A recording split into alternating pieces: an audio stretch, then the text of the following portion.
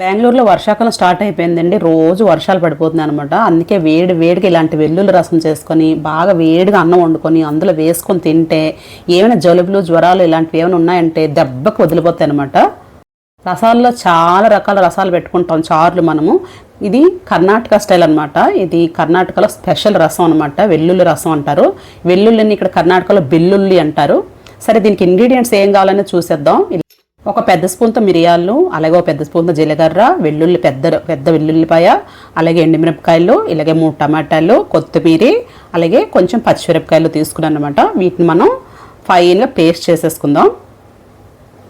గుంటూరు మిరపకాయలు మనం కొంచెం నానబెట్టుకుంటే బాగా మిక్స్ అవుతాయండి. మిక్సీ బాగా పట్టినప్పుడు బాగా పేస్ట్ అవుతాయి. ఇప్పుడైతే మనం పేస్ట్ చేసేసుకుందాం కొంచెం వాటర్ పోసుకొని మెత్తగా. చింతపండు నానబెట్టుకొని కొంచెం గుజ్జు కూడా తీసి పక్కన పెట్టేసుకుందాం, చింతపండు పులుసు కూడా.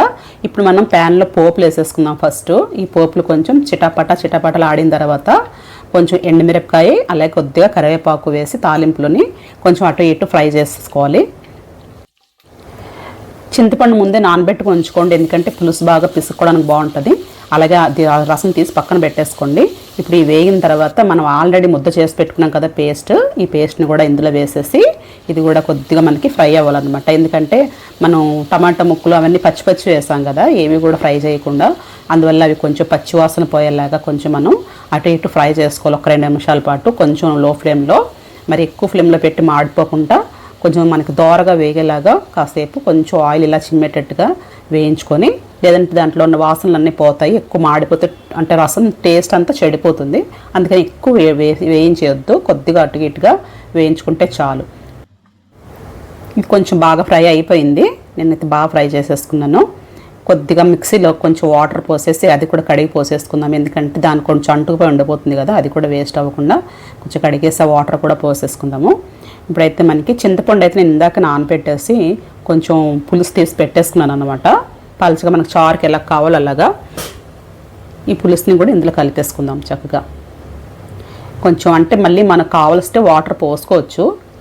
ఇప్పుడు మనకు మామూలుగా ఇంత పులుసు పోసుకొని మళ్ళీ కావాలంటే మనకి ఎంత కావాలంత కన్సిస్టెన్సీని బట్టి మనకి చిక్కదనం చూసుకొని, ఎందుకంటే చారు మనకి ఎప్పుడు పలచగా ఉంటేనే బాగుంటుంది కదా, చిక్కగా ఉంటే బాగోదు.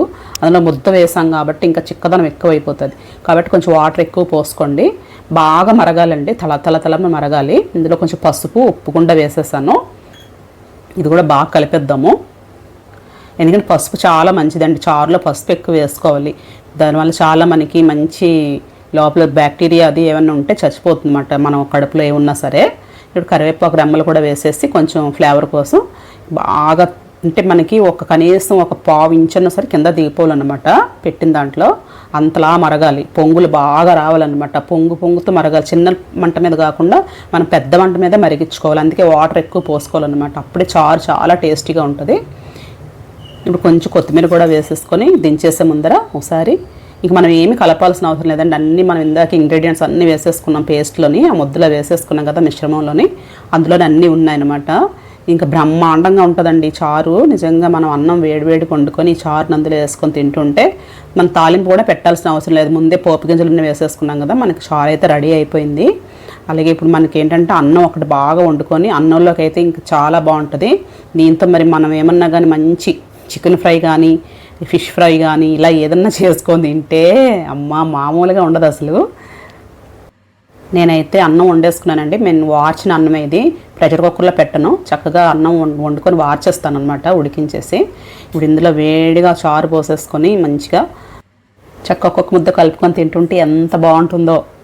మరి ఈ వెల్లుల్లి రసం మీకు నచ్చింది అనుకుంటాను. అయితే లైక్ చేయండి, షేర్ చేయండి, నా ఛానల్ సబ్స్క్రైబ్ చేసుకోండి. Thank you for watching.